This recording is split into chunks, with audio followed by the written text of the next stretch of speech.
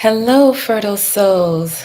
Welcome back to the channel, Omalayo, the channel dedicated to unlocking the secrets of the preconception window so that couples like you can get and stay pregnant. I am your host, Dr. Abigail, and I'm excited for the second live here. And this live is dedicated to Hi. This live is dedicated to five factors. I won't be here too long. Five factors that you should know about and the foundations of fertility.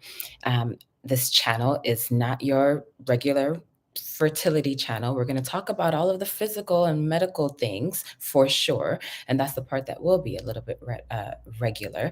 But I'm really going to dive deep into the spiritual and emotional realm. So in fact, let's just go ahead and talk about these five factors. So one, the physical, the emotional, the spiritual, four, the ancestral or lineage aspect of things, and then five, which is the transformational part. This is the actions that you're going to take, the transformational actions that you can take, and that's where we'll get into some solutions here.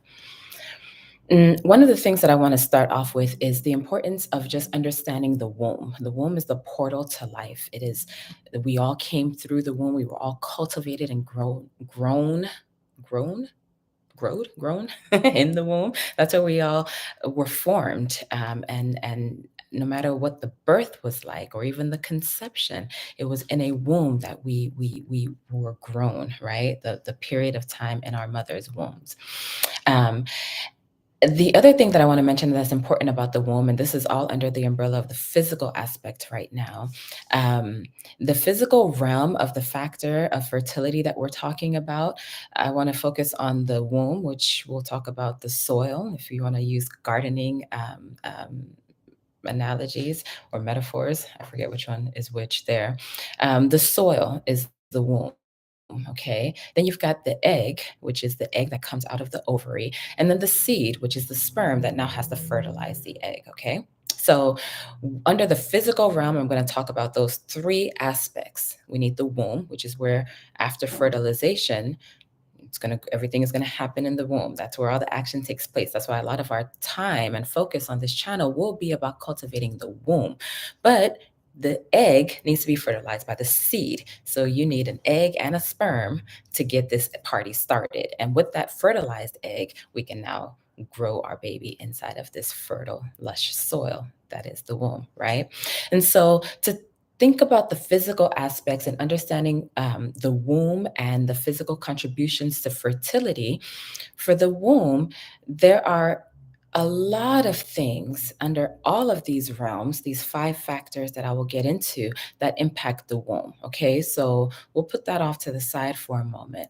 Um, as far as the as far as the sperm, the physical aspect of the sperm and the seed, think about it. What's the soil quality? What's the quality of the womb? What's the egg quality? What's the quality of that egg that's ovulating every month that will now be fertilized? And what's the quality of the sperm that will now fertilize the egg? And in order to really hone in on this, or to dig deep into what I mean with the egg and seed, and the sperm, let me attempt to briefly explain a little bit of embryology without getting too geeky with you, right? So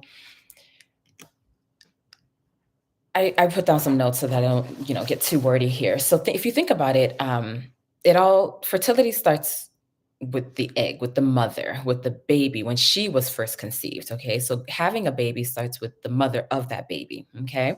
And the reason I say that is because fertility, fertility itself for the female fetus, when she's conceived and when she grows in her mother's womb, all of the eggs that she will ever have are there when she's born. Okay. And so it's the long game. And in addition to the long game for the egg, it's also a solo act for the egg. There's a theme here. So we'll get to the sperm in a moment, but for the egg, understand and hear me out here. Okay. So the female fetus, they're called oocytes, these premature eggs that we have that we're born with. We're born with about 1 to 2 million of them. Okay. Um, it all kind of reduces down to about 300,000 by the time we reach puberty and have our first period, right? But that's still a lot of eggs. And the key here is that we're born with it. It's a long game. I'm not going to go into all of what happens during reproduction, the fertile years, with ovulation. That'll be another episode where we'll get into the details of that. But just suffice it to say that for the egg, under this physical factor, okay, for the egg, it starts with birth and up until menopause when there are no more eggs. And during the fertile years, which is all of puberty and the reproductive years, every time you're having a menstrual cycle, you're ovulating in the middle of that, and releasing an egg. The rest that are not released get reabsorbed into the body. And that's all underneath that 300,000 eggs, oocytes here. Okay. Now let's get to the sperm, the seed. Okay. So we talked about the egg. The egg has to be fertilized by a seed, and that's our sperm here. Okay. So if the egg is the long game, think about the sperm as the short game. So male fetuses are not born with all of their sperm. In fact, all of that process starts at puberty for boys, for young men.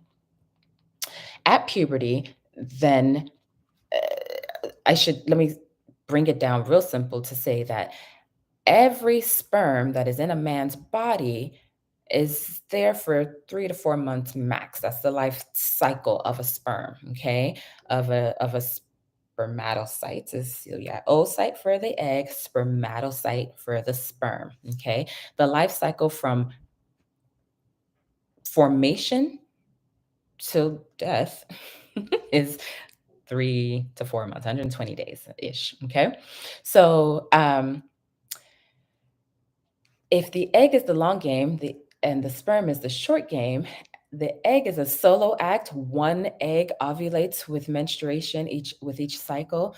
The sperm is almost like a mob act.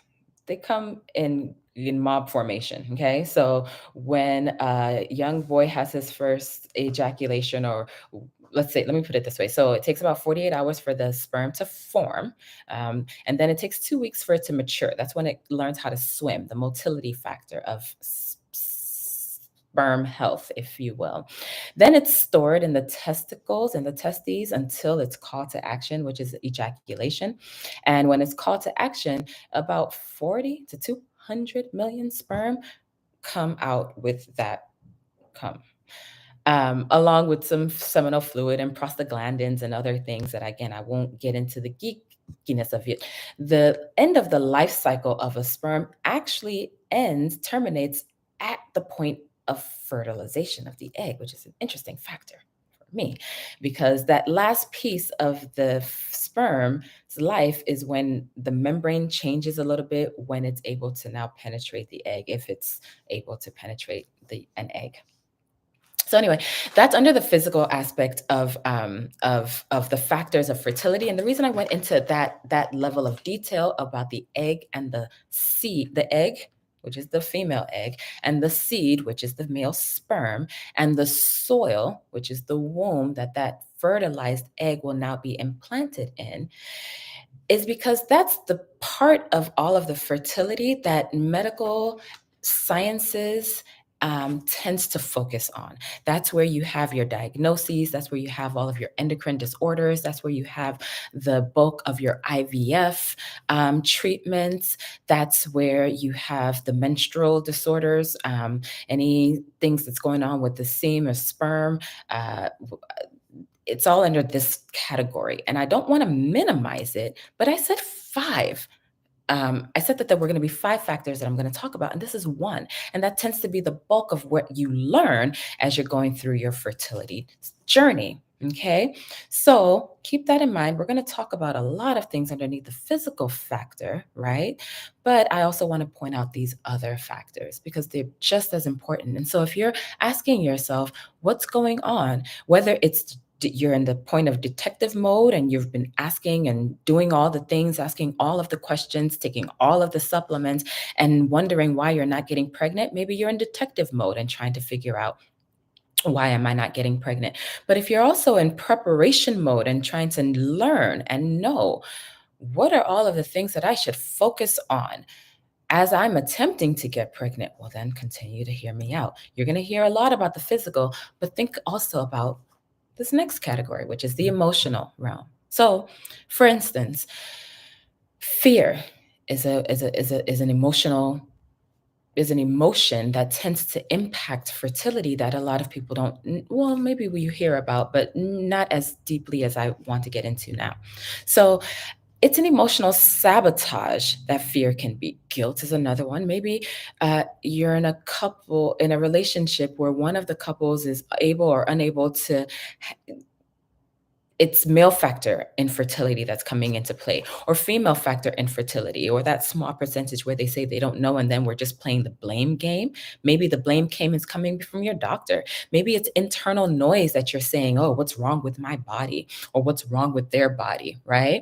But whatever the case may be, that those emotions, stress is another emotion, and emotions are emotional in that realm, but then they turn into physical things. They turn into, the neurotransmitters, the hormones and the chemicals in our body that also impact our cells, right? And so when we're doing this wonderful creative thing in the preconception time period, and these emotions are swimming in, be it fear or guilt or doubt even, right?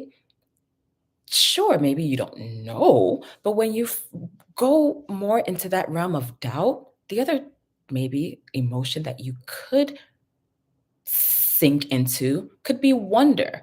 Maybe I'm not doubtful, but I wonder.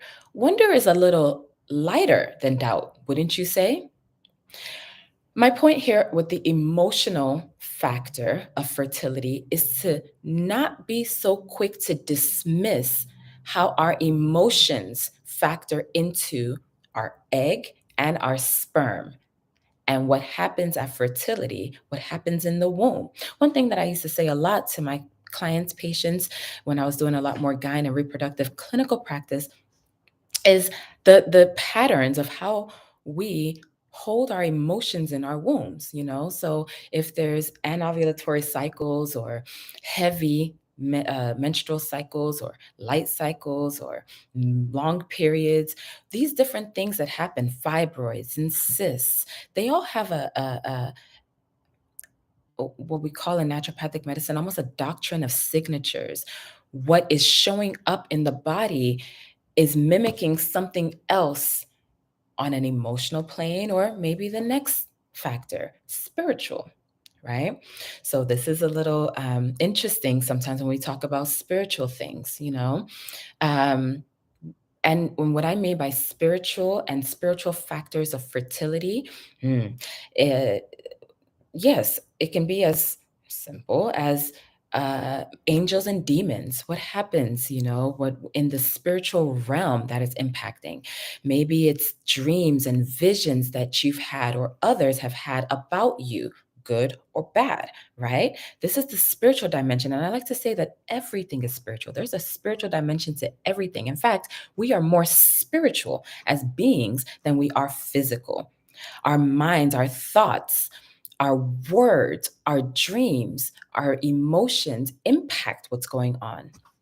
If you ever look into articles or topics, biopsychoneuroimmunology. So, bio, that's our biology, that's our body, that's the physical. Psycho, that's our mind.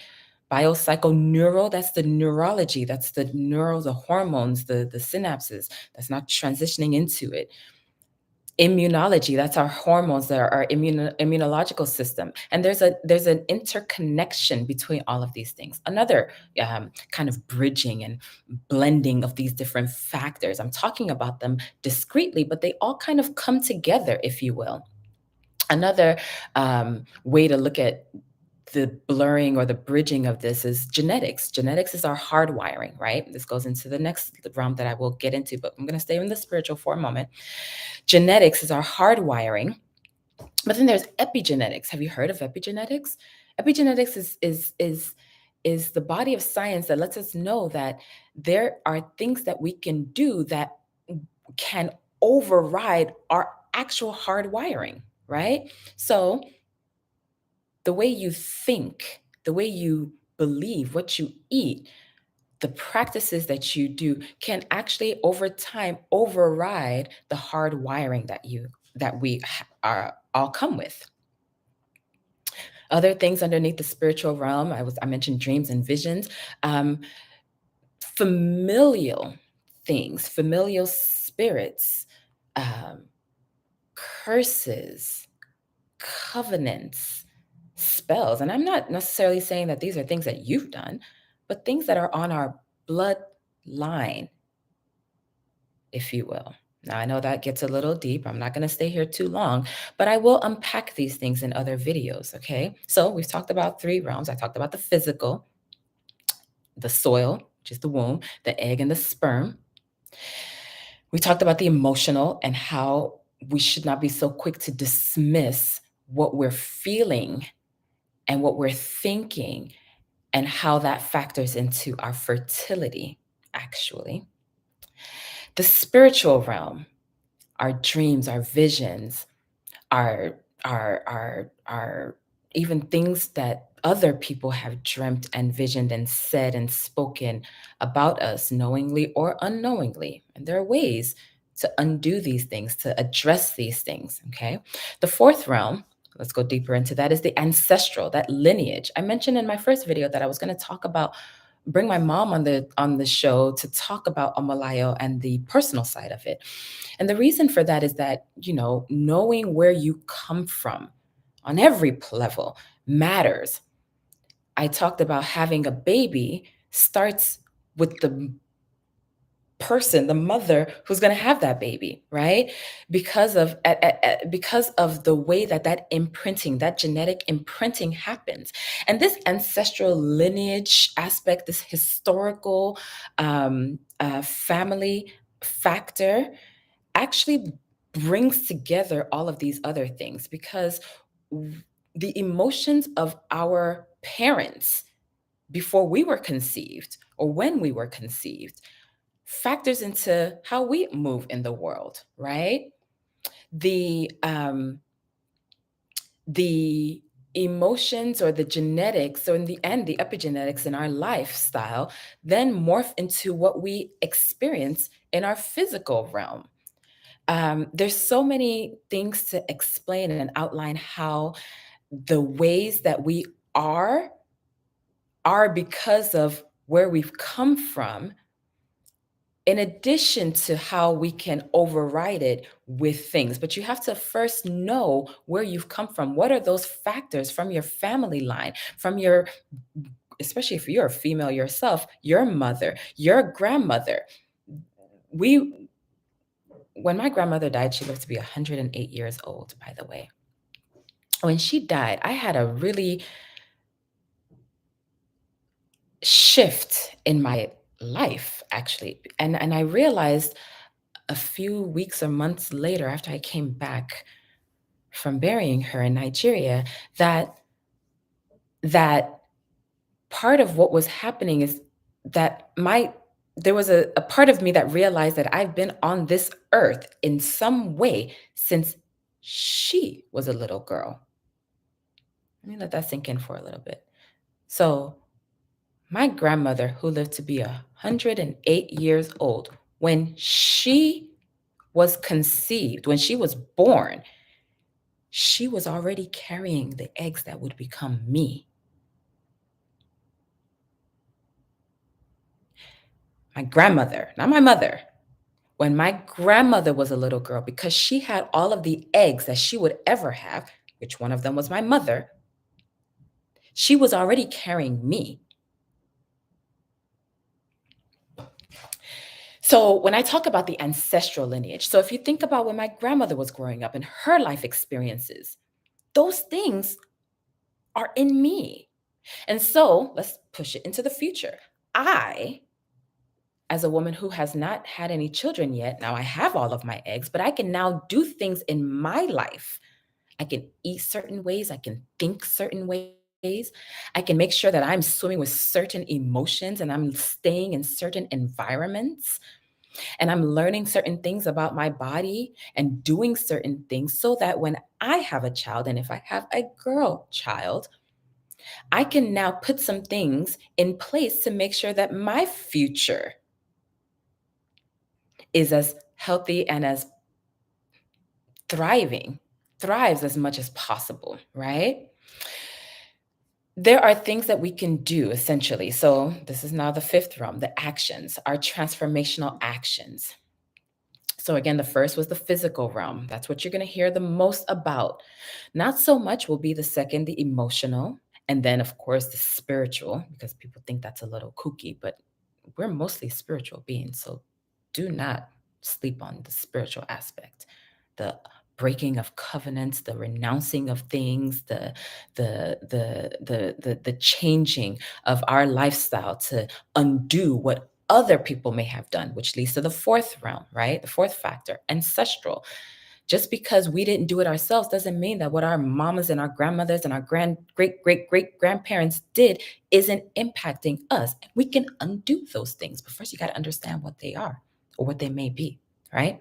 And then the fifth factor are transformational actions. So, what are some things that we can do in the physical realm to make sure that we are taking control of our fertility? You can know what your fertile window is, which we'll be talking about. You can understand what your diagnoses are and your health factors. You can make sure you're working with your doctor, your midwife, your health practitioner, your herbalist, whatever the case may be, yourself, right? To get your body right. Emotionally, what can we do? We can reframe the emotions that we're swimming in. It's not about ignoring and minimizing or acting like you don't have certain feelings. It's just about putting other things in place and understanding when our emotions, what purpose they serve, and when they're serving a different purpose, which is now sabotaging what we're here to do. So, for instance, if you're stressed or feeling guilty in a relationship, and wondering or playing that blame game that I mentioned earlier with your partner, well then maybe it's about understanding why we got married in the first place. What's going on here? What was our purpose? Was the purpose of our relationship only to have children? No, there were other things here. When you release and understand that and laugh a little bit more and reduce the stress of the attempts and the tech, especially if you're using a lot of technologies and artificial technologies and clocks and strips and pokes and pills and my goodness, that gets exhausting, right? So when we remember and bring back some of these other emotions, right? Play a little bit, go on vacations, create in other ways, because creating a baby is another manifestation of creation in general, which is now bleeding into the spiritual, right? So, in the spiritual realm, how do we undo some of those things? Vision, prayer for sure, right? Fasting and prayers, meditations, um, um, writing out your visions and making it plain, right? Affirmations and using your words in positive, affirming ways. Creating covenants and vows that are in the positive to undo certain things. So many different things in the ancestral lineage, historical factor. What can you do to understand this fertility factor? Well, know your history. If you're adopted, okay, well, understand maybe I'm not a big fan. For the record, I know I will be saying a lot of controversial things on this channel. I'm not a big fan of those genetic testing things, but it is important to know your spiritual lineage, your ancestral lineage. Speak and learn, understand the stories. What was going on when they were pregnant, when your parents were pregnant with you? What kind of childhood did you have? Maybe you can ask your friends, how do you move in the world? There's a lot of hope and joy and opportunity in the preconception period, right? When you're and working in this time frame to manifest this new life that you want to bring into the earth, into the world. So your prayers and your meditations, reading those scriptures, being in community with other people who are moving in similar ways and who speak life into you, right? Literally speaking life into you, not doubts, not fears. Sometimes you have to switch who you're around, right? Move away from certain people and move into the company of others. Release doubts and fears. How do we do that? Be a, Make sure we're around other people, watching things that are more positive, keeping track of where these negative thoughts are entering into our psyche. Is it internal noise? And how do we put things in place to shift that? Is it external? Is it that nagging person that's always saying, you can never do that? Do you know how old you are? Oh, yeah, whatever. Well, so and so tried forever and never did it. You need to stay away from people like that. Okay. And only have people in and around you who understand and believe that you can do this and will do this as naturally as you possibly can. I'm going to stop there for now. If you want to hear certain things or want me to go more deeply into certain topics, please just put it in the comments below, and I will see you on the next live. Take care. Bye.